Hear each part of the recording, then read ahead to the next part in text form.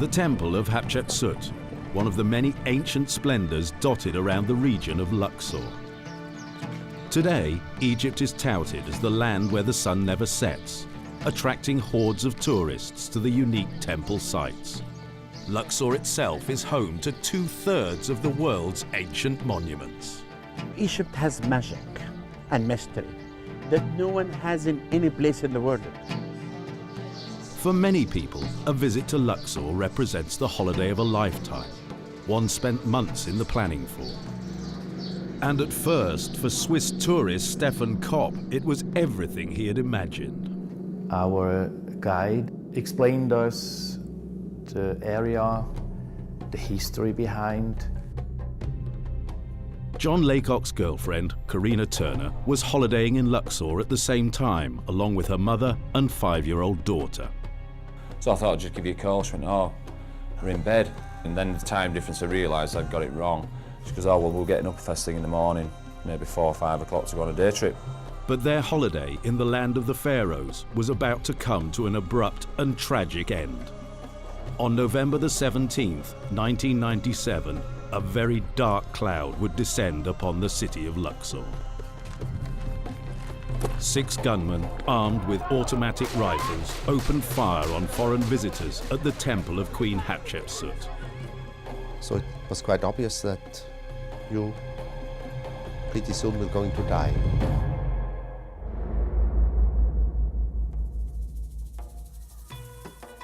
The temple of Hatshepsut in Luxor, a magnificent tomb built for one of the most famous queens in Egypt. Hatshepsut ruled Egypt in the time of the Golden Age, 3,000 years ago. Gazing in awe at the ancient paintings adorning the temple walls, faces from across the world flock to this place. Just as they do today, listening to their guides, no one would suspect a horrific act of terror was about to happen. Back in 1997, one of those guides was Egyptian Nala Al-Qadi, who was within the temple. We saw a little guy, a teenager. Then I saw him coming, so I started feeling there's something wrong. He's not dressed like a police, but people expect it. Probably he's like a civilian police, carry a machine gun. I don't know, I felt like something weird in his smile and the way he's walking. I don't know why I felt bad about him. With Nala at the time were British tourist Joan Turner, her daughter Karina, and 5-year-old granddaughter Shauna. So I started to shout, everybody lay down, we all should lay down. And at that moment we could hear a ring of shots. It was an eerie sound, very uncomfortable. But in the beginning you thought to kind of diminish the importance of that sound.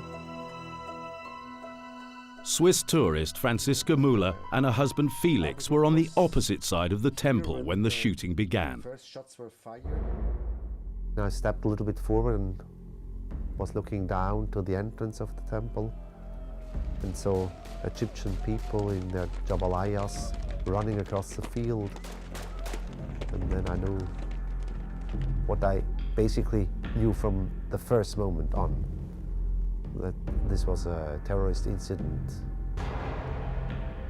The couple climbed over a wall in the temple as 6 men armed with machine guns went on a killing spree.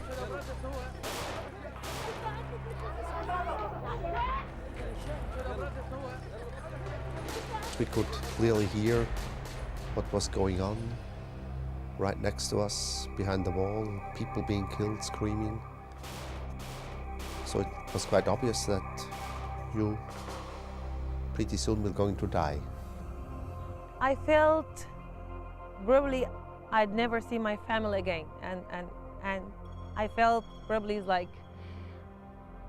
it's only a few seconds will be left in my life. I had this feeling like the whole temple still like, you know, under siege, and there's no way getting out until I started hearing people dying. I don't know how to tell you the sound, but what I was hearing, the people's death. You were waiting for the police to arrive, or the military to arrive. to hear a siren or a helicopter.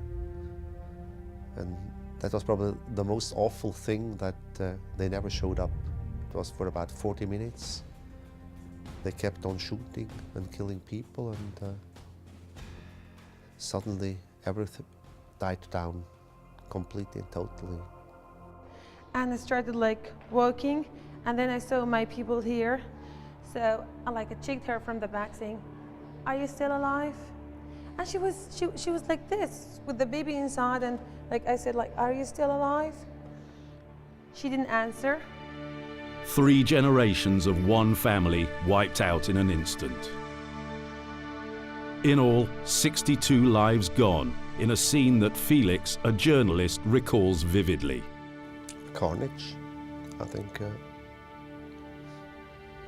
Dozens of dead bodies lying around or lying on each other. And some people who miraculously did survive. Stefan Kopp from Zurich in Switzerland was one of those survivors. But taken from him was his wife Nanette. I moved me up and looked for my wife. And she was 2 meters beside me on her back, and I realized immediately she was killed.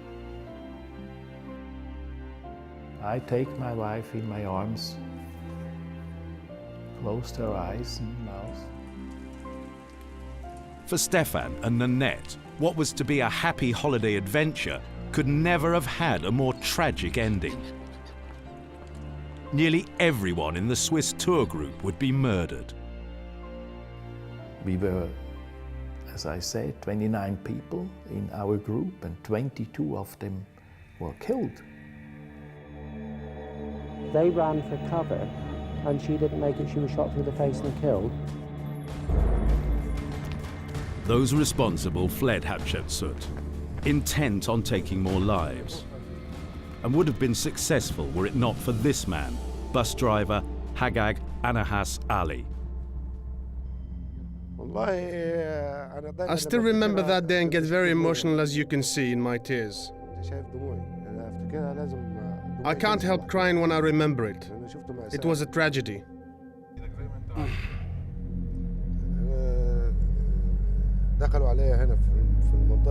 They came from that area. I was entering the temple.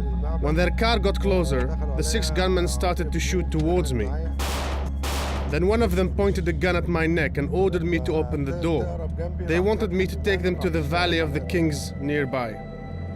Though unaware of what had just happened, Hagag knew taking a group of armed men to a crowded tourist site would only have deadly consequences. First they broke my shoulder, and then they knew I was taking them in the opposite direction. So they hit me in the chest trying to scare me. They kept telling me that they know they will die and that I will die with them. Therefore I should take them to the Valley of the Kings. I refused and kept praying until the police arrived. Instead, Hagag would find a group of police at a roadside checkpoint. Then they saw the police checkpoint and asked me to hit them. I refused. Then I stopped here, and they threatened that they would kill me if I didn't follow their orders. But I didn't, knowing that if they got off the bus, the policemen would chase them, and this was exactly what happened. Fleeing into the hills, the gunmen ended the slaughter by taking their own lives. Their bodies carried from a cave as local residents looked on in disbelief. The Islamic militant group Jamaat Islamiyah claimed responsibility for the attacks. The gunmen knew what they were doing in targeting Luxor during the peak tourist season. Egypt is heavily reliant on the tourism industry. It alone generates $700 million a year. Tourists are very important for the income of the tickets to restore the monuments. We make like 50, 60 million Egyptian pounds a month. We use this in building museums, restoring the Egyptian monuments, as we do everywhere. And this is why tourist is very important for the economy of Egypt. Now, I want to tell you one thing. Accidents of terrorists can happen everywhere. But the most important thing, when the Hatshepsut accident happened, every Egyptian was angry. We were so angry. Why those people are against Egypt? They're not against the government, they're against all of us. They're not Muslims. There's no any religion tell you to kill other people. Definitely they are not. Actually, what's done here at that time, it was not because, it was not in the name of religion, of any religion. It was in the name of the politics. Definitely, this was mainly aiming, killing the tourism industry. So it's something against the economy. It's something to weaken the country. And they did, they succeeded. By attacking foreign tourists, the organization had hoped to destabilize the economy and the government of President Hosni Mubarak, who visited the site in the aftermath. Mubarak had launched an extensive crackdown on Jamaat Islamiyah members in 1992, uncovering the organization's plan to assassinate him. The massacre affected the people of Luxor more than most, as overnight the city went from being a bustling tourist trap to an eerie ghost town. It affected the tourism very, very much here. It stopped, many countries about 6 months. There was no any life. It was a dead city at that time.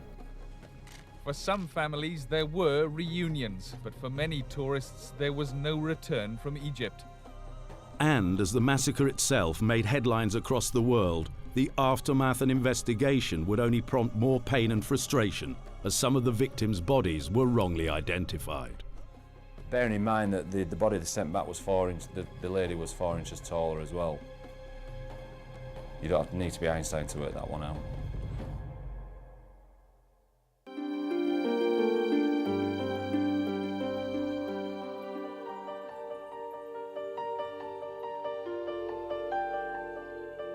As Egypt and the people of Luxor came to terms with what had happened at Hatshepsut Temple, countries from around the world were counting the death toll of their citizens.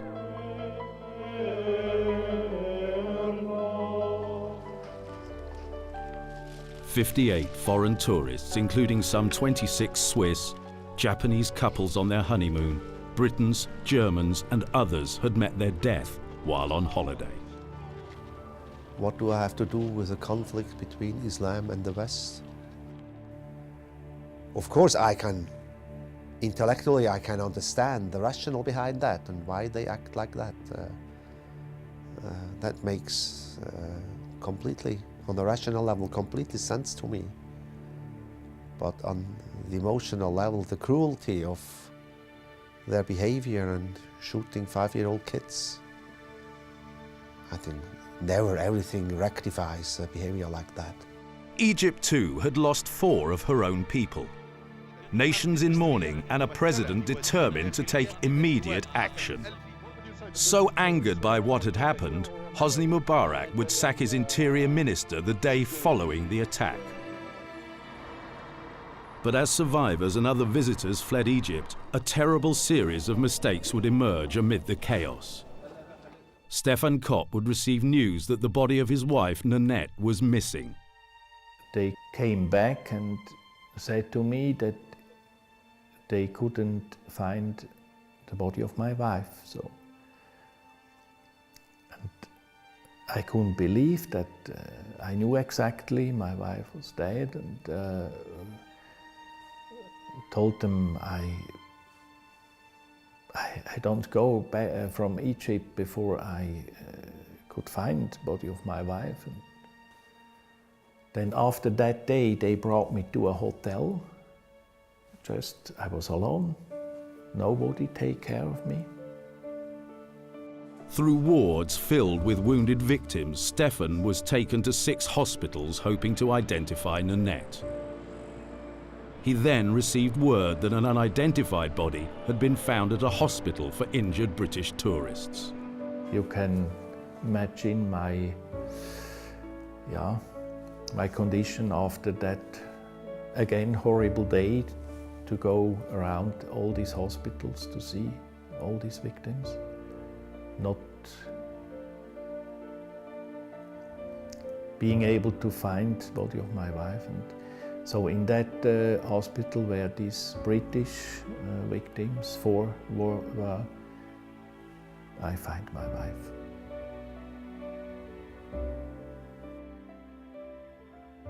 Yet it would soon emerge that this would not be the only mix-up to occur. And I did say at the time, I don't think that's them. But they just said, well, it is John, you've got to believe us. Everybody says that. Flight attendant Karina Turner, along with her mother Joan and daughter Shauna, were killed at Luxor. Karina's partner John was astounded basic mistakes had been made when repatriating her body. Because I knew with the coroner from around here, and I phoned him up personally and asked him to just double check things. And bearing in mind that the body they sent back was 4 inches, the lady was 4 inches taller as well. You don't need to be Einstein to work that one out. With coffins having been wrongly dispatched around the world, a search across 4 continents ensued. The body of the Luxor massacre victim, Karina Turner, has finally been found 2 months after she was killed. Karina's body was found and exhumed from a grave in Germany weeks later, while her mother Joan was returned from Switzerland. The torment for the family was incomprehensible. It took about 11 weeks before we had a funeral. Just takes the mickey really, doesn't it?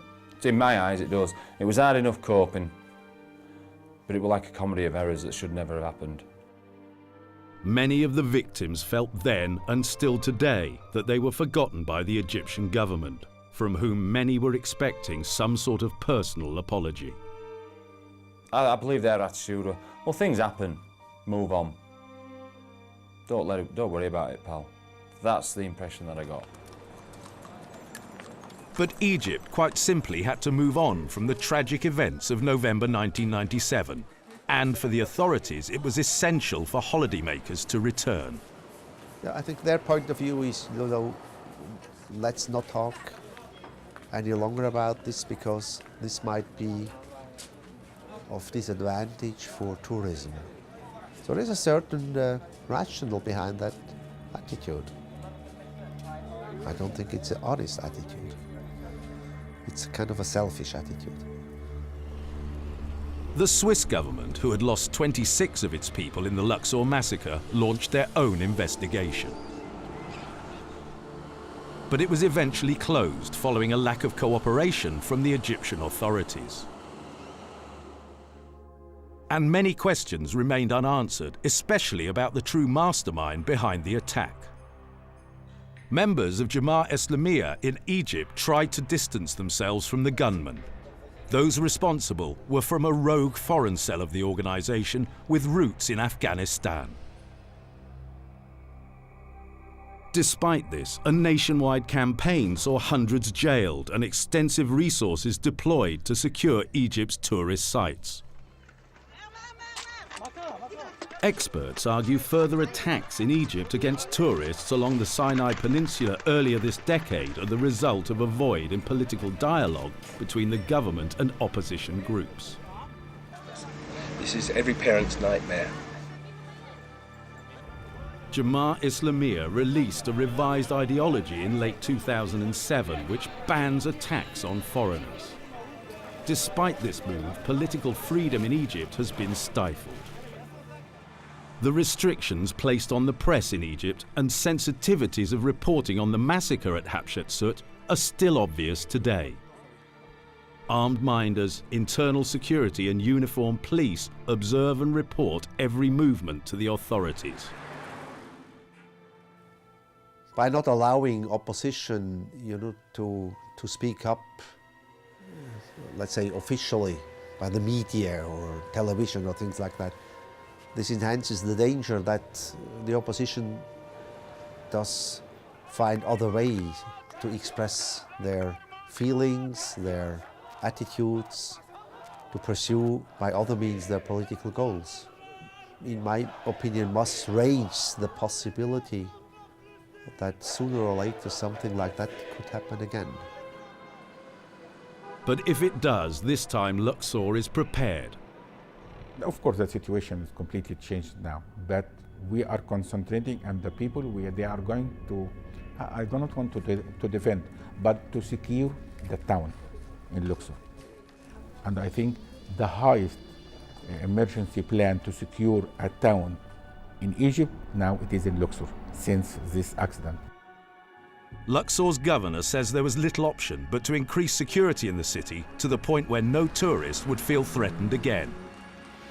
If visitors didn't return, the people of Luxor could never survive.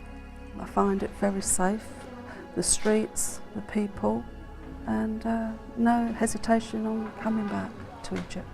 We've been Far East, we've been to the Caribbean, we've been to the States. We don't feel any less safe here than we do anywhere else. The police presence is reassuring, it's unobtrusive. And now we feel fine here, no trouble. So, as tourists again flock to both Egypt and Luxor, it is often easier to leave what was done in the past. You know, sometimes it is a bad memories for everybody. So sometimes I do not want to talk, but if you ask me, I can talk. I'm talking now to you. But the people also here in Luxor, they want to forget it, and that is already finished. Though in some people's minds, the events of that November day live on. I see them back. I hear shots. It's like it's back. It's back for like a series of nightmares that they are back. While for others, memories are all they have left. There is no explanation, certainly not any excuse or so. No, never, never. To attack lives of people not involved, no, never, never. I can whether give explanation on that, nor can I forgive. I think the best I can do is to keep my wife in best memory, to see her daily on a picture or so, to be grateful that I had her. A great love lost, but with hope, a great lesson learned. Luxor means what extremism can lead to. Luxor shows that people are very easily able to kill innocent people for some political goals, for political fanaticism. And it's in a way shows the worst in mankind.